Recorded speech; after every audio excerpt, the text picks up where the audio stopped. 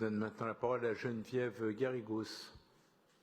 Oui, bonsoir, Monsieur le maire, mes chers collègues. Comme le rappelait à l'instant Delphine Malacha, en juin dernier, ce Conseil a adopté un plan parisien en faveur de la lutte contre les violences faites aux enfants, visant à diffuser une culture des droits de l'enfant et à renforcer la protection des enfants parisiens contre toutes les violences, répondant ainsi à la demande exprimée par le groupe de 170 enfants consultés à l'occasion de la Journée internationale des droits de l'enfant.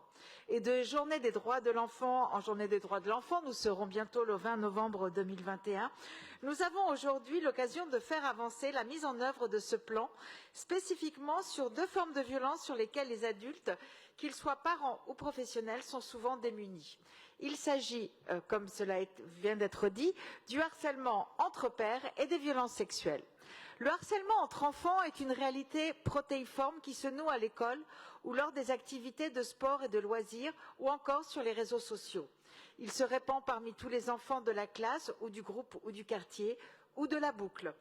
Et les moqueries répétées au fil du temps finissent par envahir complètement tous les espaces de socialisation de l'enfant, toute sa bulle numérique, jusqu'à ce qu'il ne lui reste plus d'espace pour hurler. La souffrance des victimes de harcèlement les pousse parfois à ne voir comme issue que le suicide, comme ce fut le cas pour Marion Fraisse. Pour donner aux adultes, aux enseignants, aux parents les outils qui ont manqué en 2013 pour prévenir la détresse de sa fille, Nora Fraisse a créé une maison de Marion à Orsay fin 2020.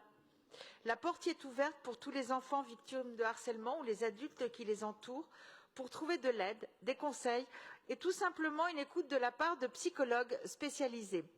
Cette bulle d'espoir, dans la souffrance omniprésente du quotidien, il nous est proposé d'en créer une également à Paris et j'espère que ce beau projet pourra offrir une respiration à toutes celles et ceux qui en ont besoin.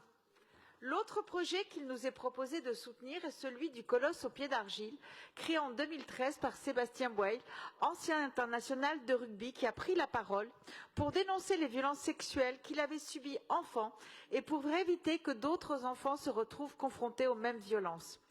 L'association se focalisait en premier lieu sur le milieu sportif, dont on sait à quel point le silence imposé aux victimes peine à se fissurer. Et nous aurons d'ailleurs l'occasion d'en reparler avec les avenants qui nous sont proposés en 7e commission sur le sport. Fort de son expérience, l'association a développé un programme de formation plus généraliste pour l'ensemble des professionnels de la protection de l'enfance à Paris et mènera également des actions de sensibilisation en direction des enfants. Ces deux projets sont, à mon sens, particulièrement marquants parce que, au-delà des actions éminemment utiles que proposent ces associations, ces dernières émanent toutes deux de la volonté de victimes, directes ou indirectes, de ces violences, de prendre l'initiative d'action pour prévenir de nouveaux actes, pour accompagner de nouvelles victimes, afin de faire reculer ces violences insoutenables et leurs effets. À l'heure où de nombreux commentateurs mal avisés se permettent de disqualifier la parole des victimes, de discréditer comme victimaires des combats pleinement légitimes pour la dignité et les droits, je vois pour ma part un grand exemple de résilience et d'espoir dans les projets qu'expriment ces associations. Je voudrais donc saluer leur travail et saluer le travail réalisé par toutes celles et tous ceux qui concourent à la protection de l'enfance, en remerciant particulièrement Dominique Versini et ses services pour ses actions symboliques à quelques semaines de la Journée internationale des droits de l'enfant 2021. Je vous remercie.